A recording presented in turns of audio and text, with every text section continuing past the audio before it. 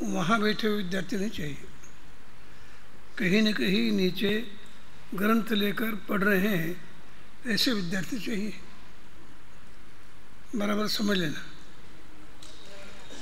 अब जो विद्यार्थी अनुपस्थित है, गाँव गए हैं,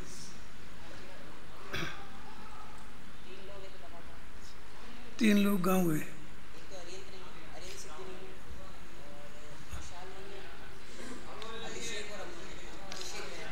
जो नहीं है उनमें से घर जो गए हैं उनका नाम, एक अभिषेक, बाकी कोई नहीं गए।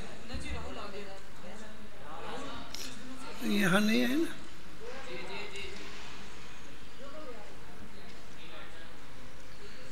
कितने दिनों से बाहर थे? 11 तारीख से। बहुत बहुत दिन बाहर हो गए। बीमार थे? नहीं, मुझे मुंडी हिलाने से समझ में नहीं आता क्या बीमारी थी। कान चेक कराने आई थी।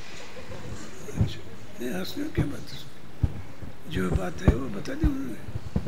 हाँ बैठो भाई, बैठो। आप पूछोगे उनका उत्तर तो मैं दूंगा ही। पहले थोड़ा विषय बताना चाहता हूँ। आपको मात्र सुनना है, बीच में प्रश्न करने के लिए अवकाश नहीं है। आज मुझसे सभी नाराज हैं।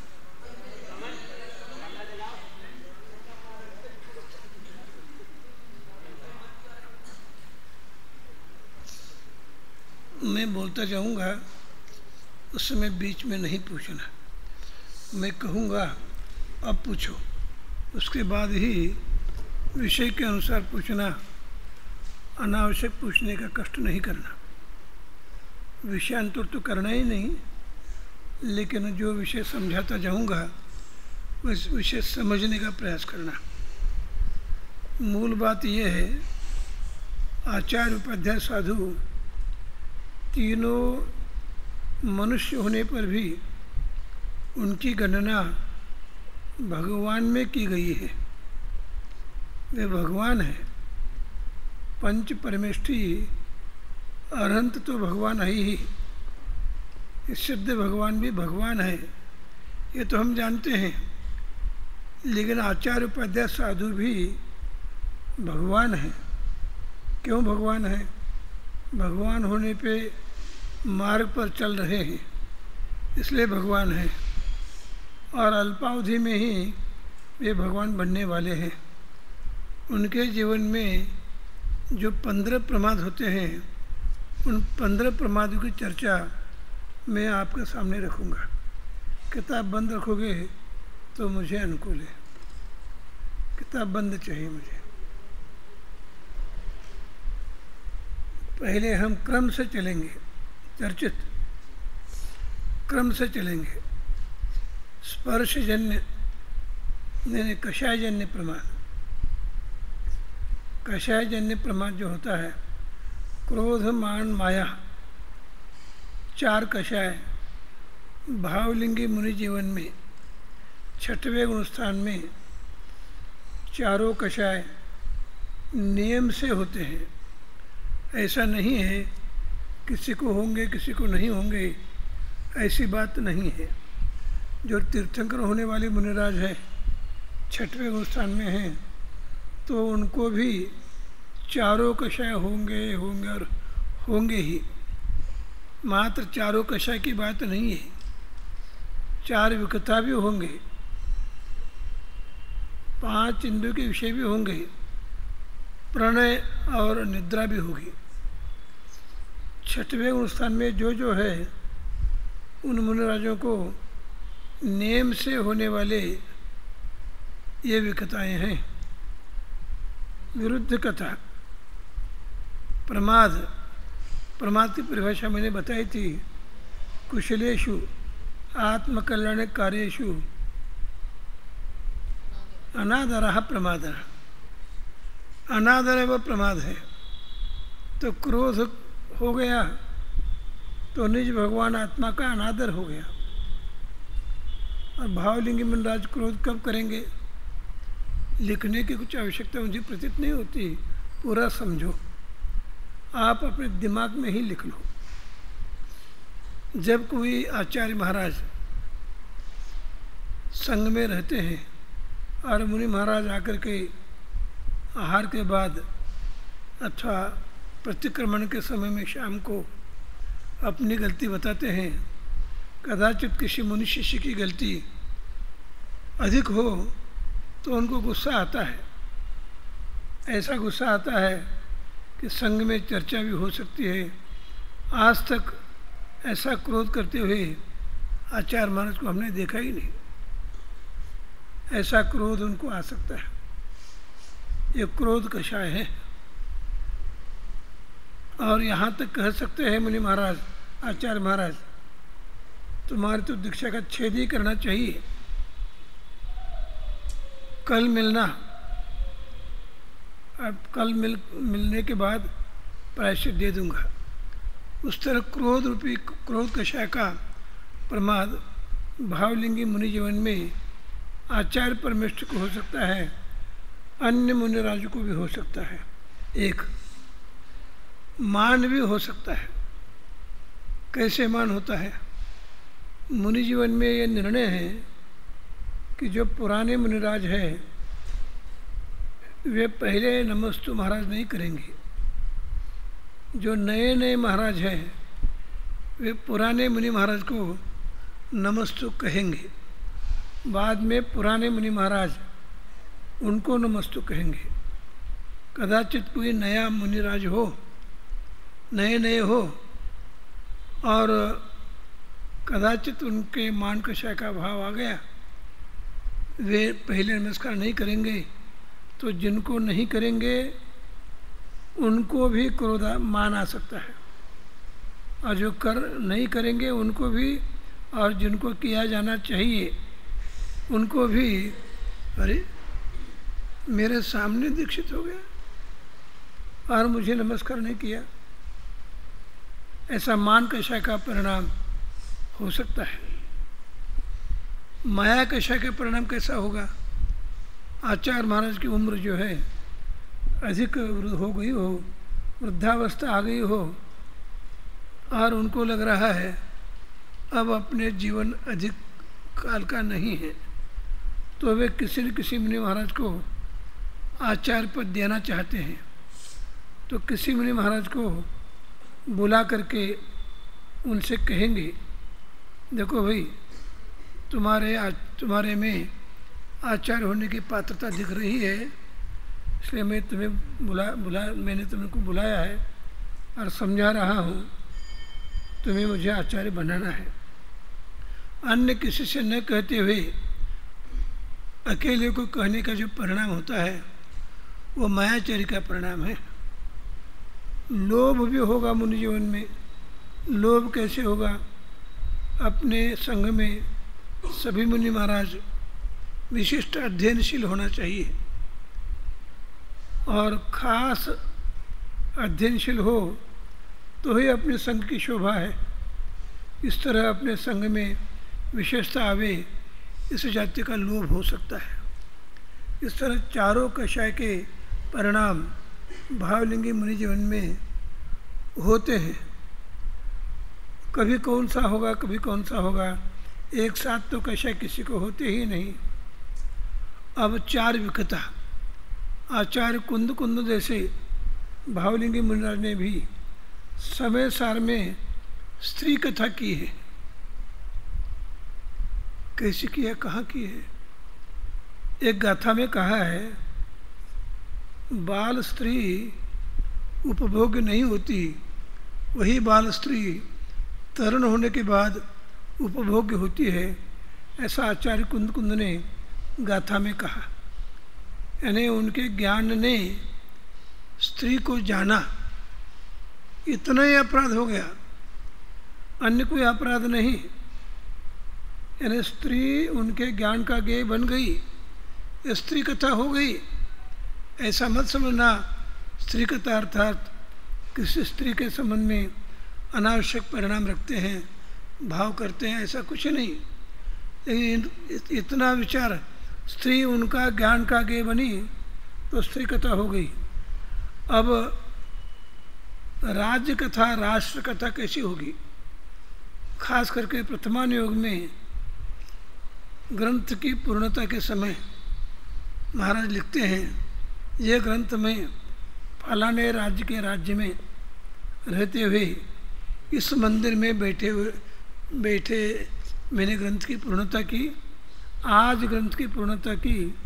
इस तरह राष्ट्र का, राज्य का, राजा का उल्लेख करेंगे और राष्ट्र कथा, राज कथा होगी।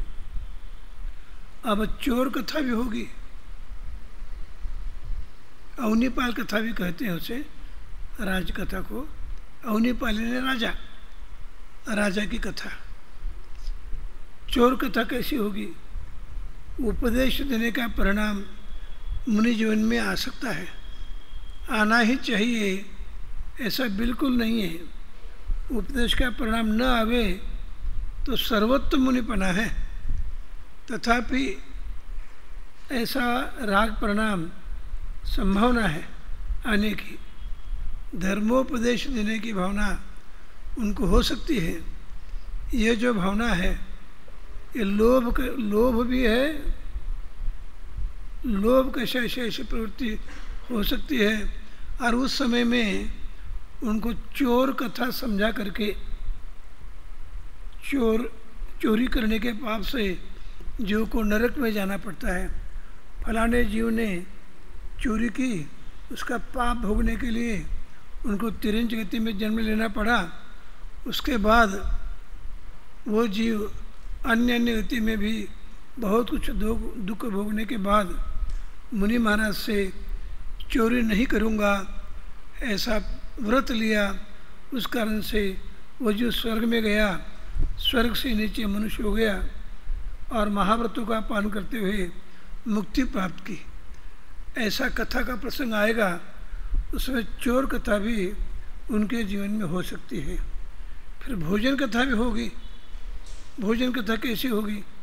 ऐसी भोजन कथा नहीं होगी, आज मुझे श्रावक के घर में बढ़िया भोजन मिला, ये तो बहुत हल्का स्तर की चर्चा है, हल्के स्तर की। ऐसी चर्चा मुनि जीवन में हो ही नहीं सकती। अथवा किसी श्रावक को इस तरह भोजन मेरे लिए बनाना, ऐसा परिणाम मुनि जीवन में हो ही नहीं सकता।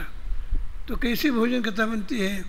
श्रावकाचार लिखते समय अथवा मुनि जीवन में आहार के नियम बताते समय आहार का विषय इनके ज्ञान का आगे बनता है तो भोजन कथा हो जाती है। इस तरह ये कथाओं के निमित्त से जो प्रमाद होता है, उस प्रमाद का ज्ञान हमने किया। अब 5 इंद्रिय के विषयजन्य कैसा प्रमाद होगा? मुनि महाराज खास करके गांव को छोड़कर गांव के नज़दीक कहीं धर्मशाला में अथवा जिस घर को अनेक लोगों ने छोड़ रखा है, दरवाजे भी नहीं हैं, खिड़की भी नहीं है, वहाँ कोई आता जाता नहीं है, ऐसे वे मकान में रह सकते हैं। और वहाँ रहेंगे तो कुत्ता आएगा तो कुत्ते को भगाने का उनको भाव नहीं होगा। क्यों? कुत्ते को भगाने का भाव हो जाए तो वो मकान अपना बना लिया उन्होंने, मकान के मालिक बन गए। इतना ही नहीं, हम लोग किसी मुनि महाराज के पास जाएंगे और जाने के बाद नमस्ते किया और महाराज जी ने हमसे कहा बैठो, ऐसा भी कहना मुनि जीवन में नहीं बनता। क्या बाधा है? तुम बैठो कहने वाले कौन हो? ये घर तुम्हारा थोड़ा ही है। बैठो कहेंगे तो जहाँ बैठने के लिए कहेंगे उस घर का मालिक होने का पाप होता है, इसलिए ऐसा नहीं कह सकते। और कहीं जंगल में खड़े हैं ध्यान के लिए अथवा बैठने के लिए, पीछे के द्वारा प्रमार्जन किया और उसी समय खड़े होते समय अथवा बैठते समय कुछ कंकड़ चुभने लगे। कंकड़ चुभने से उनको दुख हुआ, अनिष्ट परिणाम हुआ, ऐसा नहीं। कंकड़ चुभे, उसका ज्ञान हो गया तो स्पर्शजन्य उनको प्रमाद हो गया। अपराध क्या किया? अपराध इतना ही हो गया, आत्मा को छोड़कर अन्य विषय का ज्ञान आ गया। ज्ञान में अन्य विषय आ गए, ये स्पर्शजन्य प्रमाद हो गया। रसजन्य प्रमाद कैसे होगा? यानी किसी श्रावक ने अपने लिए गुलाब जामुन बनाया हो अथवा बढ़िया से बढ़िया भोजन बनाया हो और वहाँ मुनि महाराज का जाना हो गया और गृहस्थ ने आहार दिया, लड्डू खिलाया, जलेबी खिलाई, जो कुछ अपने लिए बनाया था शुद्ध वस्तु वो खिलाया। खाते समय उनको भी रसनी इंद्रिय है जबान, उनको मीठा लगा, अच्छा लगा, तो ऐसा लगते ही उनको रसजन्य प्रमाद हो गया। अपराध क्या हुआ? रस को जाना, यही अपराध है, अन्य कुछ अपराध नहीं। गंधजन्य अपराध क्या हो गया? गंधजन्य प्रमाद कैसा होगा? नगर में आते हैं आहार के लिए और जाते हैं फिर जंगल में, जाते समय अथवा आते समय कहीं से बगीचे से बहुत विशिष्ट सुगंध आ रही है और सुगंध का ज्ञान हो गया, सुगंध अच्छा है ऐसा परिणाम किया, क्या बोला ऐसा नहीं, मात्र ज्ञान किया। ज्ञान करते ही उनको गंधजन्य प्रमाद हो गया। अथवा कोई सड़ा हुआ कुत्ता मरा पड़ा हो, उसकी दुर्गंध आ गई, दुर्गंध का ज्ञान हो गया तो वे दुर्गंध गंधजन्य प्रमाद हो गया। स्पर्श रस गंध। वर्णजन्य प्रमाद क्या हो गया? बाहुबली ओंकारेश्वर भगवान के दर्शन के लिए गए अथवा चंदेरी गई अथवा दूसरा है ना चांदखेड़ी गई, वहाँ के पद्मासन भगवान को देखा, देखते ही ऐसा मन में आया, क्या प्रतिमा, क्या वीत रखता, कितना अच्छा है, ऐसा परिणाम हो गया तो वर्णजन्य प्रमाद हो गया। क्योंकि वर्ण देखा ना, रूप देखा, इसलिए चक्षुरेंद्रजन्य प्रमाद हो गया। अब कर्णेंद्रजन्य प्रमाद कैसा होगा? कहीं मंदिर में गए हैं, कोई भक्त स्त्री हो पुरुष हो भगवान की भक्ति कर रहे हैं, स्तुति कर रहे हैं और गाते हुए सुना और वहीं खड़े होने का भाव आ गया भक्ति गीत सुनने के लिए। अथवा दिव्य ध्वनि सुनने के लिए गए हैं, दिव्य ध्वनि सुनकर दिव्य ध्वनि के मधुर स्वर का आनंद लिया तो कर्णेंद्रियजन्य प्रमाद हो गया। तो अपराध क्या किया? निज भगवान आत्मा को छोड़कर अन्य जगह उपयोग गया, यही अपराध है। ये 15 प्रमाद मुनि जीवन में हुए बिना रहते ही नहीं। ऐसे 15 प्रमाद होते हुए और अभी बचा है निद्रा और प्रणय। पिछली रहने में कछु शयन, पिछले रहने अर्थात रात के 2 बजे के बाद का समय हो, उस समय थकान आ गई और 1 करवट पर सो गए और लघु अंतर्मुहूर्त तक ही नींद लगी, फिर उठ गए। कछु शयन। देखो मैं सबसे कहना चाहता हूँ, मुनि महाराज के सच्चे स्वरूप को जानना बहुत बड़ा काम है। जो मुनि महाराज के सच्चे स्वरूप को नहीं जानेंगे तो उनको व्यवहार धर्म भी, व्यवहार श्रद्धा भी नहीं हो सकेगी। किसी मुनि महाराज को पास अथवा फेल करने के लिए ये कथन नहीं है, ये ज्ञान नहीं है। सत्य क्या है इसका ज्ञान करना आवश्यक है, इसके लिए कथन हो रहा है।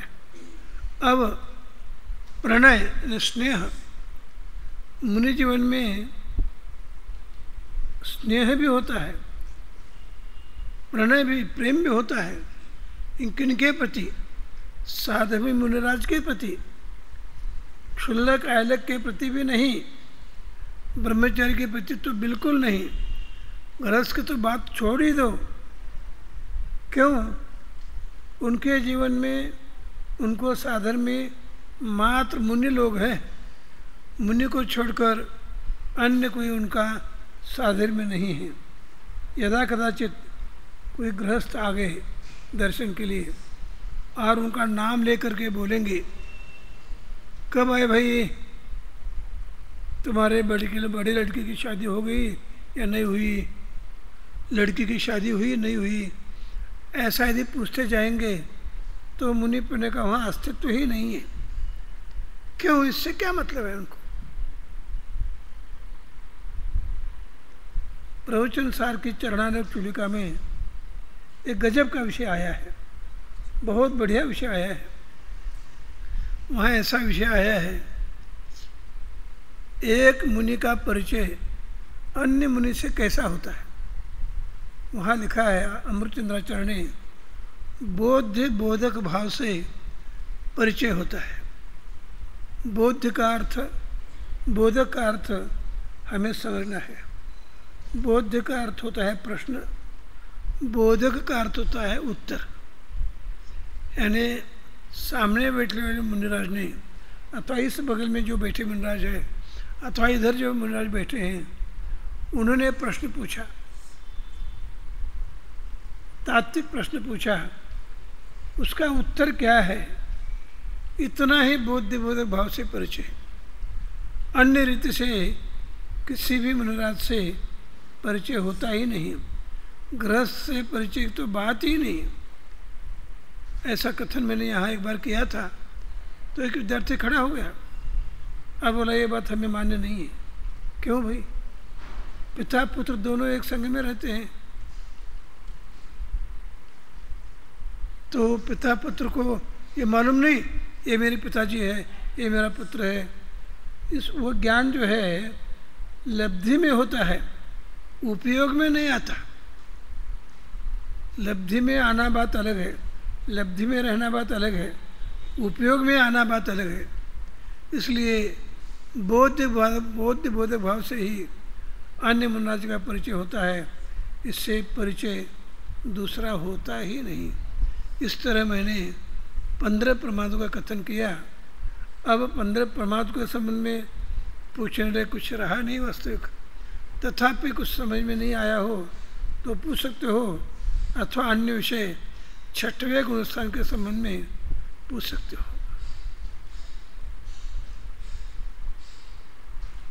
बोलो।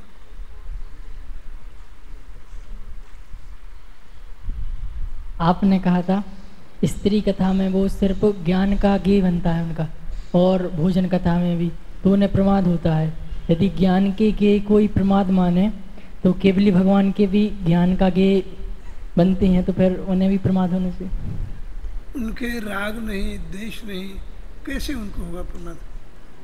यानी उनको तो आत्मा में ही ज्ञान है और जानना बुद्धिपूर्वक होता ही नहीं, ये इनकी बुद्धि लगी है। 6वें स्थान में जानने में बुद्धि लगी है, इसलिए प्रमाद है। और केवली को जो ज्ञान होता है, केवली ज्ञान के द्वारा उनकी वहाँ बुद्धि नहीं लगी है, ऑटोमेटिक ज्ञान हो गया है, वो प्रमाद नहीं है।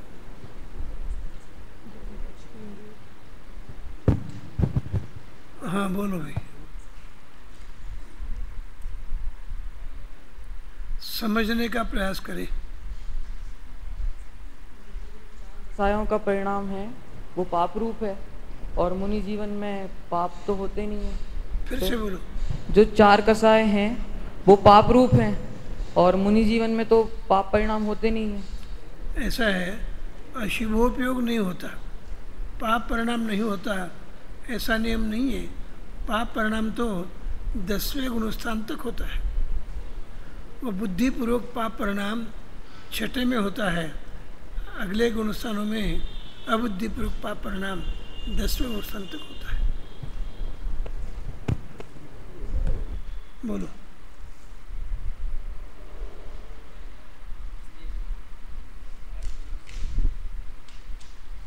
इसमें एक शब्द पलाकमुनि आया है, वो समझ में नहीं आ रहा। मैंने कल कहा था उस संबंध में खुलासा मैं नहीं करूंगा, आपको तत्व सूत्र में देखना है। पुलाक मुनि भावलिंगी मुनराज है, इतना मैं कहूँगा। अधिक आप तत्व सूत्र में देखो, बड़ी टीका में देखो। एक बार एक प्रश्न का उत्तर दिया तो दोबारा वही पूछने में कुछ लाभ नहीं है, कुछ लाभ नहीं है। और बोलो, यदि गुण संयोजन पढ़ा हो तो प्रश्न पूछ सकते हैं, यदि नहीं पढ़ा हो तो प्रश्न उत्पन्न ही नहीं होगा, तो क्या पूछोगे? बोलो। स्पर्श इंद्रिय जन्य एक बार फिर से बता दिया। स्पर्श इंद्रिय जन्य प्रमाद की बात बताता हूँ। ऐसा है, ऐसा भी प्रमाद हो सकता है मनुष्य जीवन में। मंदिर में जाने के पहले कमंडलू के द्वारा पैर धोते हैं।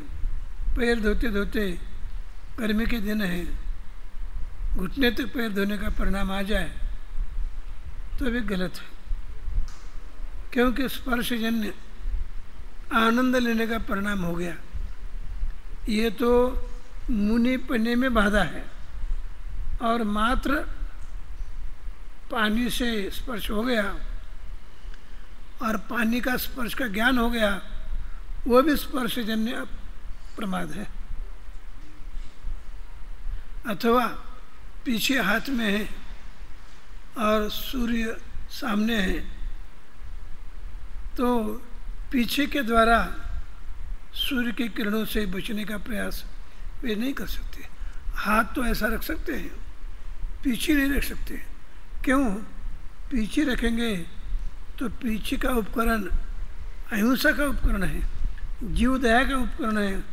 वो उपकरण जीव दया का न रहते हुए भोग का उपकरण बनता है, इसलिए ऐसा नहीं कर सकते। बोलो। मात्र 6वें गुण स्थान में ही रहता है, मात्र 6वें गुण स्थान में ही रहता है।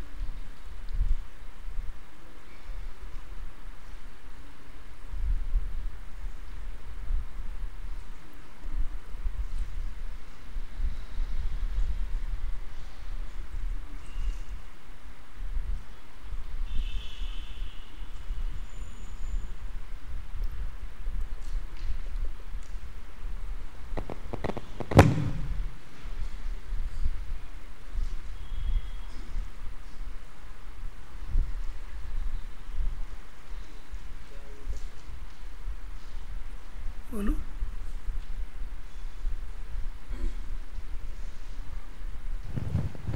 अधिकतम कितने प्रमाद बरत सकते हैं? एक साथ क्रोध मान माया लोभ में से एक होगा, और 5 इंद्रिय के विषय में से एक होगा।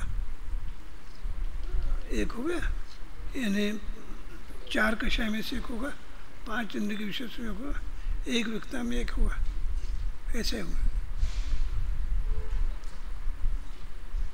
अधिक विस्तार आप गोमर साहब में पढ़ सकते हो।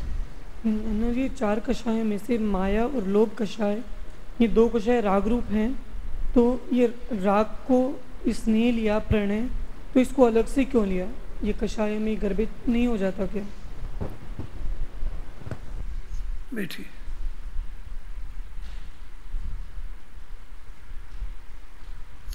प्रणय में 9 कषाय की मुख्यता है, और कषाय में कषाय की मुख्यता है।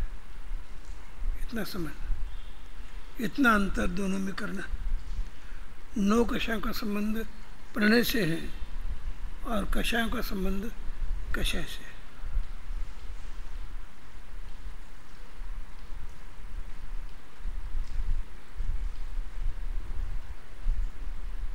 बोलो।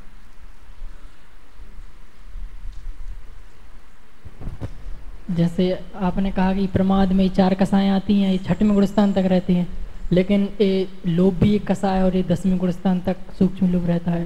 वो अबुद्धिपूर्वक परिणाम है। इसके पहले बहुत बार बताया मैंने, छठे से आगे 7वें से लेकर 10वें अनुष्ठान तक अबुद्धिपूर्वक पाप परिणाम रहता है। बोलो।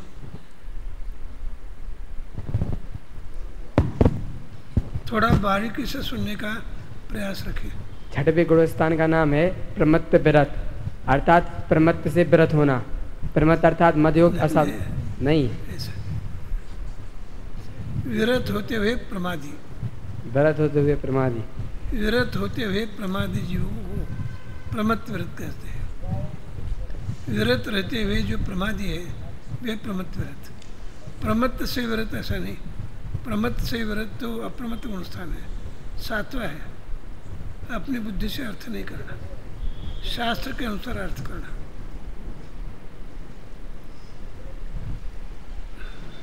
बोलो।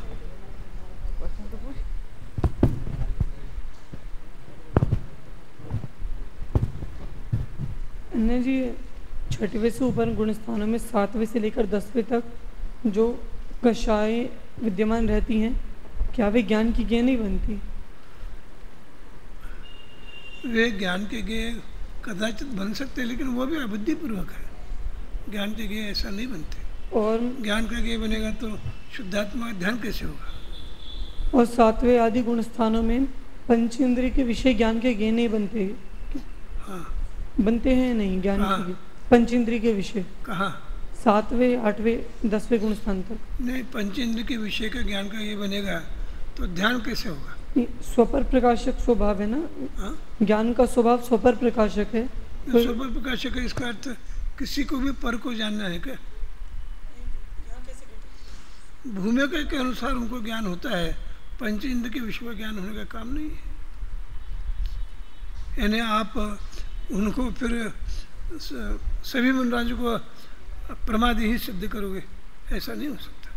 प्रमाद मात्र 6वें स्थान में ही होते हैं, और जितना शक्य राग शक्य है उस राग के माध्यम से होते हैं।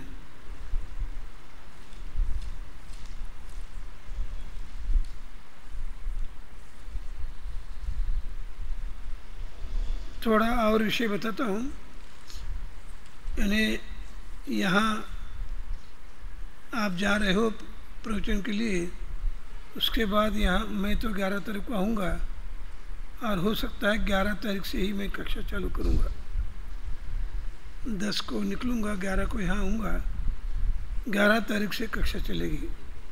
और 11 तारीख से कक्षा चलेगी, जो विषय एक बार सुनाया जाएगा उसे दोबारा हम लेंगे नहीं। इसलिए आप सबको समय पे आने की जिम्मेदारी आपकी है। बहाना तो अनेक बन सकते हैं, रिजर्वेशन नहीं मिला, या ऐसा हो गया, बीमार हो गया, मामा ने ऐसा कहा, मम्मी ने ऐसा कहा, कुछ नहीं। बोलो।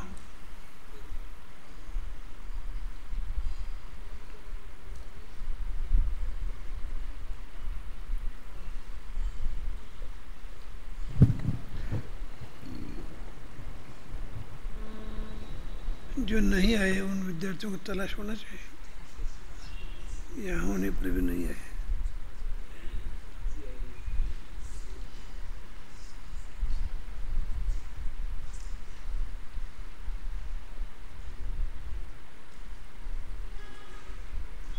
अरे समझना, उपस्थित रहने की भावना न हो तो पाप परिणाम है।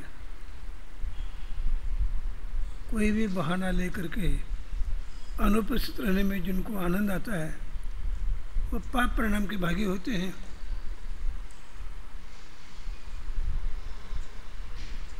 बोलो।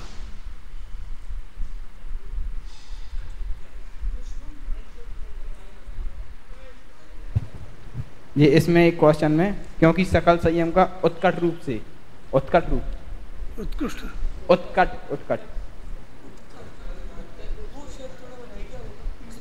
उत्कृष्ट शब्द उत्कृष्ट है।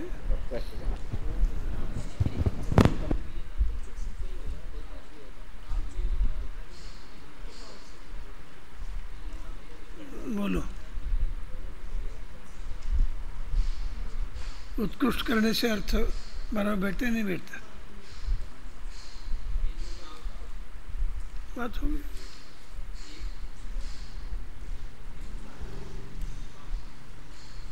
बोलो।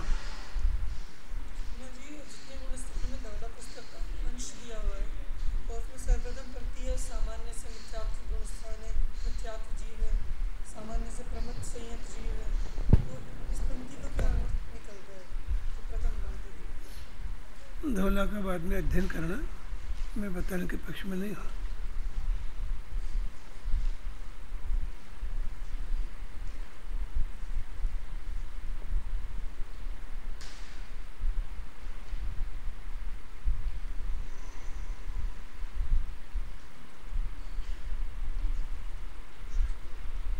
मैं बता सकते हो 15 प्रमाद। मैंने आपका नाम लिया, प्रश्न पूछा, 15 प्रमाद बता सकते हो? 5 इंद्रिय के विषय, 4 कसाय, निद्रा और मैं क्रम से चाहता हूँ। 4 कसाय, 5 इंद्रिय के विषय। ऐसा नहीं, 4 कसाय, 4 विकता। हाँ, 4 विकता और 5 इंद्रिय के विषय, निद्रा और प्रणय। उनमें से किसी एक प्रमाद का खुलासा कर सकते हो? किसी भी एक प्रमाद का खुलासा करो। प्रमाद घटित करके दिखा दो। प्रमाद माने अपनी आत्मा को नहीं जानना, ये प्रमाद है। यानी ये तो सामान्य बात हो गई। नहीं, अपनी आत्मा को नहीं जानना। हाँ, किसी एक प्रमाद को प्रमाद में घटा के दिखा दो ना। जैसे अपन बहुत सोते हैं और निद्रा नहीं, किसी भी एक प्रमाद पर घटित करा दिखा दो।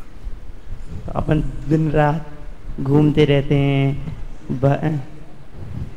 अच्छा, मुनिराज जो मुनिराज होते हैं, अगर वो अपनी आत्मा का ध्यान नहीं करेंगे तो वो प्रमाद में आ जाएगा। ऐसा नहीं है। इतने समय तक तुमने सुना, एक भी प्रमाद को घटित करके नहीं बता पाते हैं। क्या सुना तुमने? क्रोध, मुनिराज को कभी क्रोध नहीं करना चाहिए। खेद होता है मुझे, तुम्हें ऐसी आती है, हमें खेद होता है। एक भी प्रमाद का स्वरूप घटित करके नहीं दिखाया। तुमने क्या सुना? निद्रा, निद्रा जो मुनिराज घटित करके दिखा दो मुझे। निद्रा प्रमाद कैसे होगा?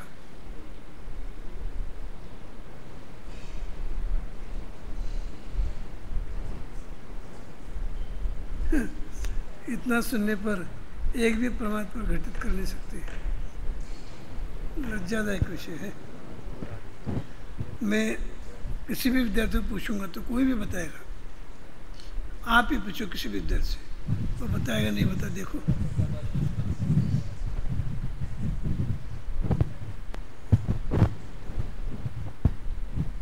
निद्रा रूपी प्रमाद मुनिराज को रात्रि के अंतिम प्रहर में करवट बदलने का विचार आता है, वही निद्रा प्रमाद है। करवट बदलने का विचार आता है? करवट बदलते हैं। करवट बदलना निद्रा प्रमाद है? करवट न बदलना। करवट न बदलना निद्रा प्रमाद है? ऐसे मैंने बात बताई नहीं। एक करवट पे सोने का। निद्रा प्रमाद क्या है? एक करवट पे सोने का जो प्रमाद है, यानी निद्रा लेने का परिणाम वही वो बताना चाहिए ना। निद्रा लेने का परिणाम जो है वो प्रमाद है। निद्रा लेने का कुछ नहीं आया। अच्छा बताया था मैंने, प्रमाद का बताया था। आत्मा को नहीं जानना भी प्रमाद है। सही नहीं लिखा। घटित करके दिखा दो, ऐसा बताया आपने। घटित करके दिखाया?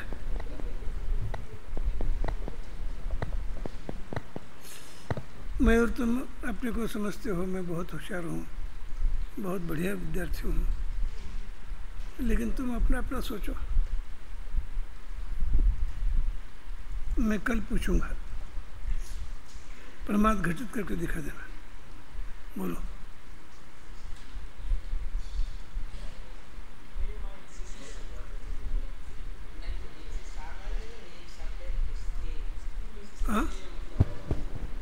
इस्ते का मतलब क्या है? कुछ समझ में नहीं आया मुझे। इस्ते इस्ते स्टे यानी चोरी, क्या क्या है इसमें? बाद में मुझे मिलना।